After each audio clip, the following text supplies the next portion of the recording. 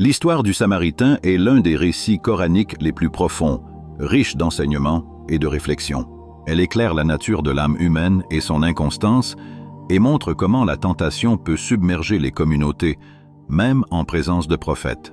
Le Samaritain est un personnage mentionné dans le Coran, dans la sourate Taha. C'est l'homme qui a égaré les enfants d'Israël après que Moïse, que la paix soit sur lui, soit allé à la rencontre de son Seigneur.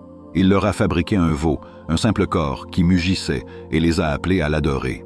Le Samaritain n'était ni un prophète ni un messager, mais un homme parmi les enfants d'Israël. Les savants divergent quant à ses origines. Certains disent qu'il appartenait à un peuple qui vénérait les vaches, tandis que d'autres pensent qu'il était un hypocrite nourrissant l'incroyance. Quant à sa rencontre avec l'ange Gabriel, que la paix soit sur lui, elle s'inscrit dans le contexte de l'exode des enfants d'Israël d'Égypte et de leur poursuite par Pharaon. Lorsque les enfants d'Israël traversèrent de la mer et furent témoins de la destruction de Pharaon et de son armée, le Samaritain vit Gabriel, que la paix soit sur lui, à cheval. Gabriel guidait les anges qui préparaient le passage des enfants d'Israël. Cette vision de Gabriel par le Samaritain n'était unique parmi les enfants d'Israël grâce à la puissance de Dieu Tout-Puissant. Le Samaritain raconta cela à Moïse, que la paix soit sur lui, en disant « J'ai vu ce qu'ils n'ont pas vu, alors j'ai pris une poignée de poussière de l'empreinte du messager et je l'ai jetée dans le feu. Ainsi mon âme m'a-t-elle séduit. » Coran 20:96. Son expression « l'empreinte du messager » désigne l'empreinte du cheval de Gabriel.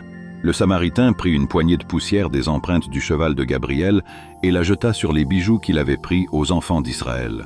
De là naquit le veau qui mugit par la seule puissance et la volonté de Dieu, et non par une quelconque capacité intrinsèque du Samaritain. Ce fut une épreuve pour les enfants d'Israël. Concernant son lien avec l'Antéchrist, Al-Masih ad-Dajjal, certains érudits ont soutenu que le Samaritain était l'Antéchrist lui-même, se fondant sur certains hadiths décrivant l'Antéchrist comme ayant une longue vie, et où Dieu ordonna aux Samaritains de dire « Ne le touchez pas », signifiant que personne ne devait le toucher ni être touché par lui, une punition conforme à la nature de l'Antéchrist qui apparaîtra à la fin des temps. Cependant, cette opinion n'est pas partagée par la majorité des érudits. La plupart estiment que le Samaritain est une figure distincte de l'Antéchrist et que des similitudes dans certaines caractéristiques n'impliquent pas une identité complète. L'Antéchrist est une grande tribulation qui apparaîtra à la fin des temps, avec des caractéristiques et des événements spécifiques mentionnés dans les traditions prophétiques.